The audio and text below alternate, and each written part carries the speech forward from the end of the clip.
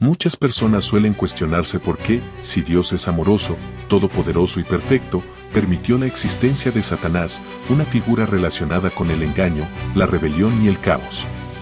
Esto lleva a preguntas fundamentales. ¿Por qué existe el mal en el mundo? ¿Por qué Dios permitió la existencia de Satanás? La respuesta a estas cuestiones no es sencilla, pero es esencial para comprender no solo el mensaje bíblico, sino también nuestra propia experiencia como seres humanos. A lo largo de este análisis, exploraremos las Escrituras junto con reflexiones teológicas y filosóficas para intentar arrojar luz sobre este enigma. Examinaremos el origen de Satanás, su papel dentro del plan divino y la relación de su existencia con uno de los aspectos más sorprendentes de la creación, el libre albedrío. La naturaleza del mal según la Biblia. El problema del mal es uno de los temas más complejos y profundos dentro de la teología cristiana. Para comprenderlo en su totalidad, es importante analizar qué se entiende por mal, cuál es su origen y cómo afecta tanto al mundo espiritual como al humano. El mal no es una creación directa de Dios. En la Biblia, Dios es descrito como un ser perfecto, santo y amoroso, Deuteronomio 32, 4, 1 Juan 4, 8. Por lo tanto, el mal no puede considerarse una creación directa de Dios. En cambio, aparece como una consecuencia indirecta de las decisiones tomadas por seres con libre albedrío, tanto humanos como espirituales. El libre albedrío como un regalo divino. Dios otorgó tanto a los ángeles como a los seres humanos la capacidad de elegir entre seguir su voluntad o apartarse de ella. Esta libertad es fundamental para que el amor y la obediencia sean genuinos. Sin embargo, también implica el riesgo de que algunos decidan alejarse de Dios. El mal como corrupción del bien. Desde una perspectiva filosófica y teológica, el mal no es una entidad independiente, sino más bien una distorsión o ausencia del bien. Por ejemplo, la oscuridad no existe por sí misma, sino que es la ausencia de luz. De manera similar, el mal surge cuando algo bueno es utilizado de manera incorrecta o egoísta. La caída del hombre, un ejemplo clave del mal. Uno de los momentos más representativos en la Biblia que ilustra la entrada del mal en el mundo es la historia de Adán y Eva en el jardín del Edén, Génesis 3. Este relato ayuda a comprender cómo el mal afecta a la humanidad. El contexto del jardín. En el principio, Dios creó un mundo perfecto en el que todo estaba en armonía. Adán y Eva disfrutaban de una relación cercana con Dios, libre de conflictos y sufrimientos. La tentación y la elección equivocada. Satanás, representado en la historia como una serpiente, engañó a Eva haciéndole creer que desobedecer a Dios le traería conocimiento y poder. Cuando Adán y Eva decidieron comer del fruto prohibido, rompieron su comunión con Dios, permitiendo así la entrada del mal en el mundo. Consecuencias de la caída. La desobediencia de Adán y Eva tuvo diversas consecuencias. Separación espiritual de Dios. Dificultades en las relaciones humanas. Sufrimiento físico y emocional. La muerte como resultado final de la separación de Dios.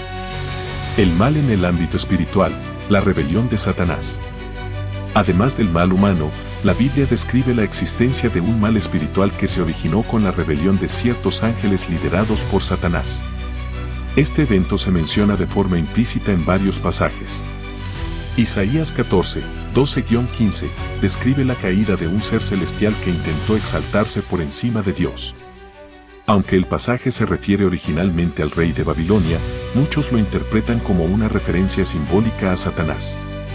Ezequiel 28, 12-19, habla de un ser creado con belleza y sabiduría perfectas, pero cuyo corazón se llenó de orgullo, llevándolo a su caída. Apocalipsis 12, 7-9, relata una batalla celestial en la que Miguel y sus ángeles lucharon contra Satanás y sus seguidores, resultando en su expulsión del cielo y su actividad como adversario en la tierra. Estos pasajes muestran que el mal no solo afecta a la humanidad, sino que también tiene raíces en el ámbito espiritual. El mal como resultado de decisiones morales. El mal siempre está vinculado a decisiones morales. Tanto los ángeles como los seres humanos poseen la capacidad de elegir entre seguir la voluntad de Dios o alejarse de ella. Cuando se toman decisiones contrarias a la bondad y justicia divinas, el mal se manifiesta. Ejemplo en la vida cotidiana. En nuestra experiencia diaria, el mal se expresa a través de acciones como el egoísmo, la mentira, la violencia y la injusticia. Estas acciones no forman parte del diseño original de Dios, sino que surgen cuando las personas utilizan su libertad de manera equivocada. Reflexión sobre el pecado. Desde una perspectiva bíblica, el pecado es cualquier acción, pensamiento o actitud que se aparta de la voluntad de Dios. Es la manifestación práctica del mal en nuestras vidas. El propósito del mal dentro del plan de Dios. Aunque el mal parece una fuerza destructiva, la Biblia enseña que Dios puede utilizarlo para cumplir sus propósitos eternos. Esto no significa que Dios apruebe el mal, sino que tiene el poder de redimir incluso las situaciones más adversas. El ejemplo de José, Génesis 37-50. José fue traicionado por sus hermanos y vendido como esclavo, lo que parecía ser una tragedia. Sin embargo, con el tiempo se dio cuenta de que Dios había usado esas circunstancias para salvar a su familia durante una hambruna. Él mismo declaró: ustedes pensaron mal contra mí, pero Dios lo encaminó a bien. Génesis 50 horas y 20 minutos. El sacrificio de Jesús. El mayor ejemplo de cómo Dios usa el mal para su gloria es la crucifixión de Jesús. Lo que parecía ser la victoria definitiva del mal, la muerte del Hijo de Dios, se convirtió en la base de la salvación para toda la humanidad. Lucifer, el enemigo de Dios y de la humanidad. 1. Su nombre y su identidad como Satanás.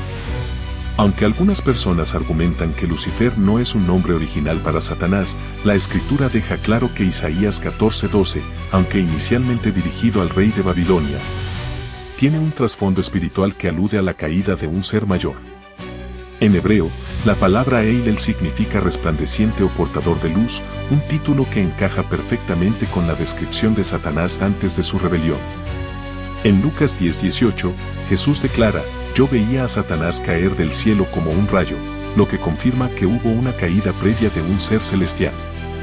En Ezequiel 28, 12-17, se describe a un querubín lleno de esplendor, creado en perfección, pero que se corrompió por su orgullo y deseo de exaltarse sobre Dios. Aunque este pasaje también se refiere al rey de Tiro, la descripción va más allá de un ser humano, insinuando la caída de un ángel poderoso. La interpretación cristiana tradicional ve en Isaías 14 y Ezequiel 28 una revelación del origen de Satanás. Su nombre Lucifer simboliza lo que él fue antes de su caída, un ser de luz, transformado en tinieblas por su rebelión. 2. De acusador a enemigo absoluto. En el Antiguo Testamento, Satanás aparece como el adversario que acusa a los siervos de Dios, Job 1, 6-12, Zacarías 3, 1, 2. Sin embargo, en el Nuevo Testamento, su papel se intensifica como el enemigo absoluto de Dios y de la humanidad. Apocalipsis 12:9 lo identifica como el gran dragón, la serpiente antigua, que se llama Diablo y Satanás, el cual engaña al mundo entero.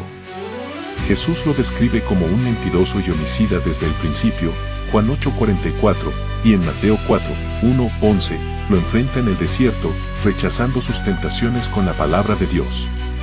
La progresión bíblica muestra que, aunque Satanás alguna vez tuvo acceso al consejo celestial, su rebelión lo convirtió en el príncipe de este mundo caído, 2 Corintios 4:4. 3. Su imagen distorsionada a través de la historia. La imagen física de Satanás ha evolucionado a lo largo de la historia. En la Biblia, es descrito como ángel de luz, 2 Corintios 11:14, lo que indica que su apariencia no es grotesca, sino engañosamente hermosa. Sin embargo, la cultura medieval lo representó con cuernos y pezuñas, mezclando mitos paganos con la tradición cristiana. A pesar de estas distorsiones artísticas, la verdadera esencia de Satanás no radica en su apariencia, sino en su naturaleza, un engañador que se disfraza para llevar a la humanidad lejos de Dios. 4. Satanás en el Apocalipsis y su destino final.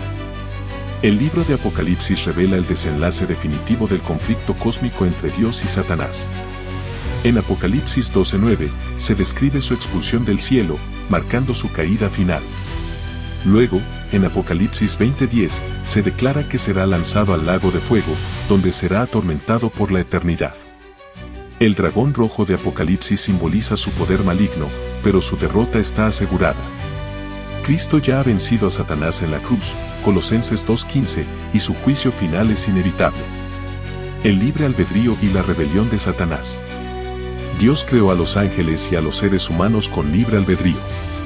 Lucifer no fue creado como un ser malvado, sino como un querubín glorioso, Ezequiel 28, 12-17.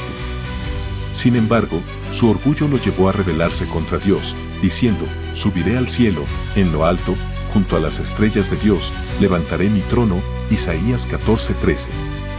Este mismo patrón se ve en la caída de Adán y Eva, Génesis 3, 1-7.